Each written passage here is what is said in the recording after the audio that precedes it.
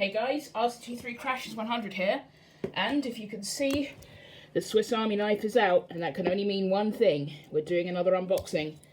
And what better than the return of APMEX?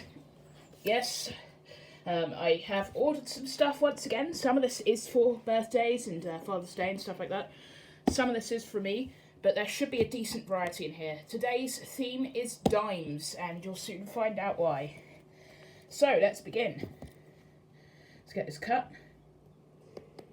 Oh, it didn't go quite according to plan, hang on. There we go, that's better. Just do that there so it doesn't quite mess that up. And of course, we have our inner package. It's quite stuffed. I've obviously given away the theme of dimes, but what else do you think could be in here? Let's see. Come on, I'm holding the knife the wrong way around. Come on. There we go. Let's take a look inside. I'm going to cut the inner layer too. Really don't want to score something important here. Oh, and there's even another one in there. Let's peel that open. So, here we go. We have a roll of mixed dimes. This is something I noticed APMEX was doing, where they were doing a combination of Roosevelt dimes and Mercury dimes. Both enders here are Roosevelts, so we'll put that to one side. This here is a gift I'm going to be doing for my dad for Father's Day. It is a roll of BU Roosevelts. Very nice.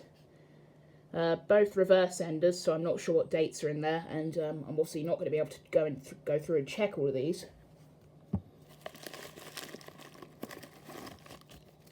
Then we have some Mercury dimes. These are BU Mercury dimes. We'll take a look at the dates for those in a little bit. There should be two in here, I think. Yes, there is. There's the other one. Let's put those two over there.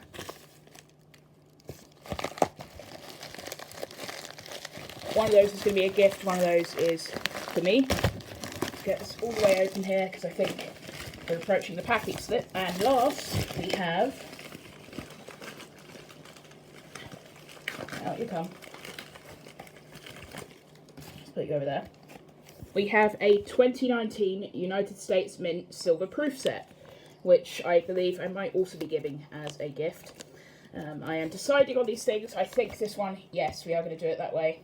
So, yeah, there we go. I'm going to clear down my desk of all the junk and stuff, and then we're going to go and take a closer look at the roll of mixed dimes and the Mercs. So, let's begin. So, let's get started. I figured let's begin with the BU Mercs. These are both 1945s, so 75-year-old silver. There we go. These are in absolutely beautiful condition, as you can expect. And that is a 1945P, Pennsylvania. Let's go on to the other one. I don't have any 2x2s to put these in, so these are going to stay in their bags for the time being. So here's another 1945. Absolutely lovely. And that is again another Pennsylvania, so two of the same date and mint mark. This is quite a common date, but that's to be expected. I figured I might as well take this out, just because it's going to be easier to wrap anyway, so let's take a close look at the proof set, I figured. Take a look, see what we can do. Now, of course, this comes with the the Lincoln penny, which was for the special edition collection. So you would get an uncirculated one, which I have showed in one of my other videos in an NGC grade. You would get a proof example in the proof set and a reverse proof. And here we have the reverse proof. Let's try and just get this down here where I can kind of show it off a bit nicer. So there you go. That is very nice. We have a mirrored finish on the details and a frosted finish on the field. And there is the obverse 2019 West Point. Of course, 2019 being the first year that they were made at the West Point Mint, which is very cool. This might be something that would be worth getting graded. I might see if that could be done, maybe. Who knows? Perhaps if I get one of these for myself. Anyway, let's move on. We'll put that in there. Just nice and gently, just going to try and get that in. Very good. And then we have the mint set itself, which includes all of the ATB quarters from 2019 as well as a $half, a cent, a nickel, a dime, and a Sacagawea dollar. Now I'm going to try and open this as gently as I can, as not to mess up the cardboard. I think the best way to do this would probably be to try and ease the top open with my Swiss Army knife, which is quite an easy and careful way of doing it. I'll do it with the large blade. This is how it's generally the best way of doing it, because it can just be used like a lever, like that. There we go. And we'll go around on that side because it's catching on something I can see. Come on. There we go. Okay, that's not bad. It might have gotten a little bit damaged in transit, but that's not the fault of the knife. I can say that much. Come on. The United States Mint certifies that these are genuine coins, minted and issued under authority of 31 U.S.C. Section 5112. Very cool. So here are the standard coins minus the quarters. There is our Native American Sacagawea dollar, the nickel, the cent, the dime, and the $half, which I believe the quarters, the dimes, and the $half for this year were minted in 999 fine for the first year. There is all of our quarters. And there is the reverses. We have San Antonio Missions. We have Lowell, the American Memorial Park, the River of No Return, and the War in the Pacific, which is actually the same design as the 5-ounce ATB I have, which is quite neat.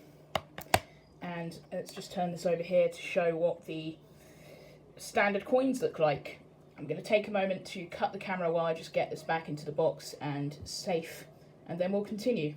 Before we move on to the main event, I figure I might as well take a look at the enders of this roll, because obviously I'm not going to open it. This roll is a Pennsylvania ender, or this end, sorry, is a Pennsylvania ender, and this one is a Denver ender, so who knows what these could be. I have a suspicion that since these are BU, they're probably going to be in the 60s primarily, probably most likely 64s, but you never know.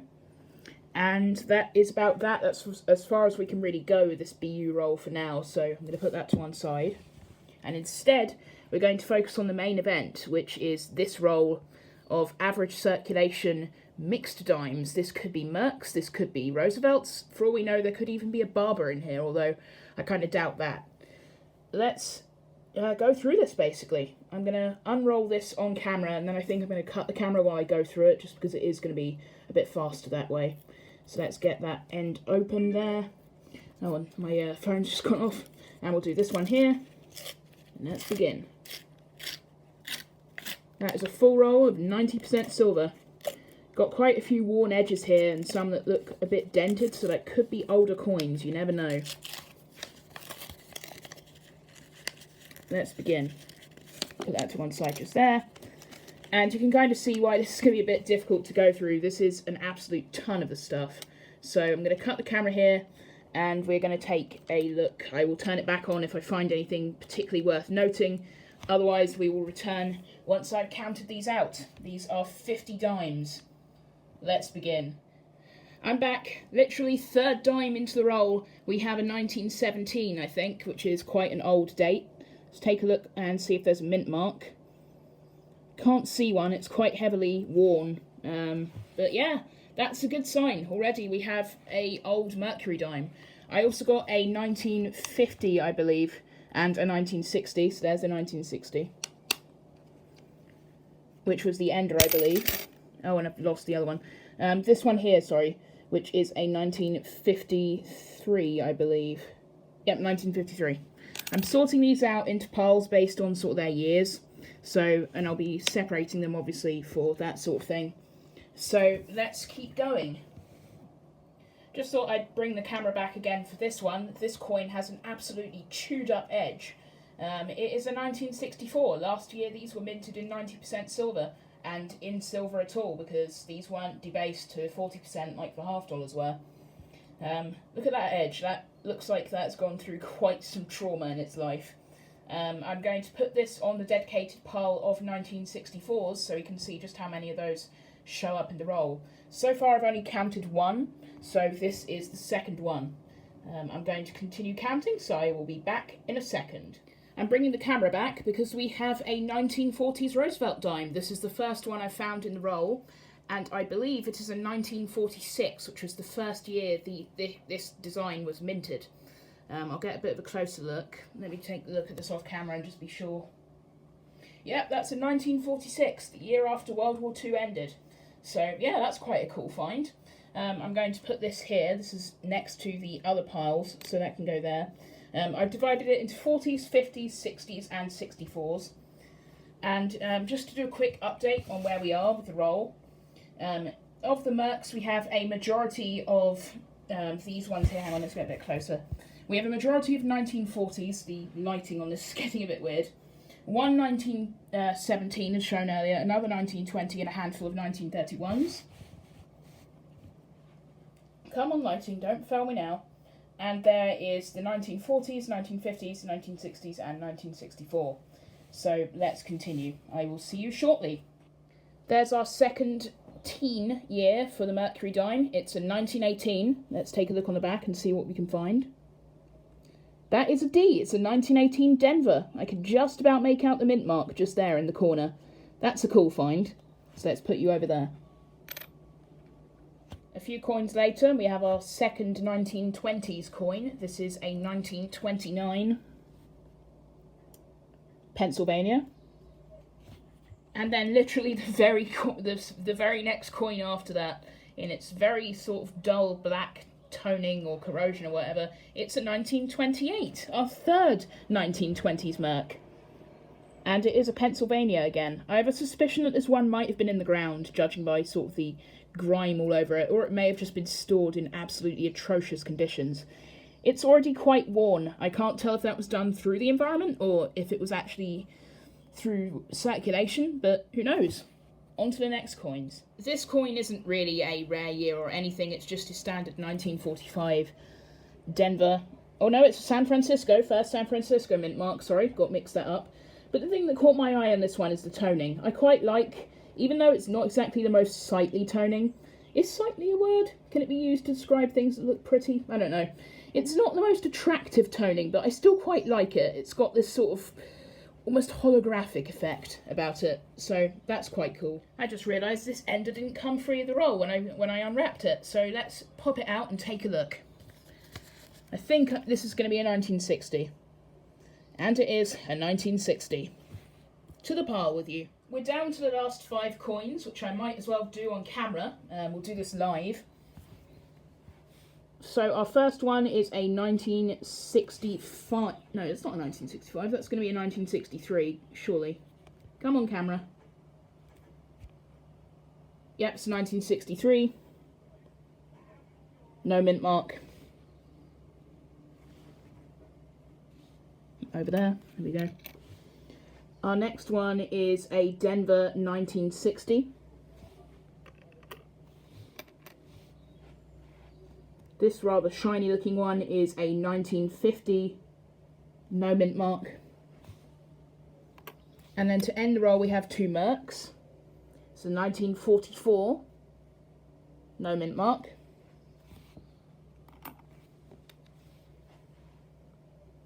And a 1942, no mint mark. So that is the end of the roll. I'm going to cut the camera here and we're going to bring it in front and centre so I can show it to you up close. So out of the mixed dime roll, just over half, or 28 of these 50 dimes were Roosevelts. We have 4 1940s, all 1946s. We have 8 1950s, 9 1960s, and 7 1964s, which is less than I thought I was going to get, to be honest. So that's quite a cool spread. We have a number of coins in different sort of conditions. The 1940s are obviously generally a bit more worn than all the ones above. And in general, I would say that's quite a good spread of years. Let's move on to the Mercs, and then we're going to end the video. One of the main reasons why I got this roll was because I've got a tube of Roosevelts that I'm trying to complete. and this will take me up to 8 dimes short. There's currently 14 in this tube at the moment, so that's a general plus.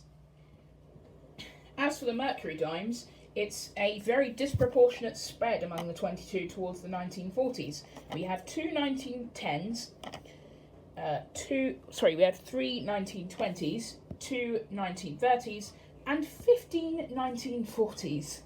The majority of which are 42s, 44s, and 45s, judging by what we have seen today. So, that has been a very quick APMEX unboxing. As we returned with a APMEX unboxing to the channel, we have covered a mixture of coins from BU dimes to average circulation dimes, and even, of course, our mint set, which I've put in the drawer for the time being just because I was aware it was probably going to fall off the desk with the amount of stuff that's on it. I really do need to get this more organised. So let's put that back over here. We'll use it sort of like a backing, I guess. And since the Roosevelts are in the tube, we're going to bring them here. There we go. There we go. And we'll put this here too, because why not? And just to finish, we'll put one of the dimes in here, because I don't think there's going to be enough room to really show it.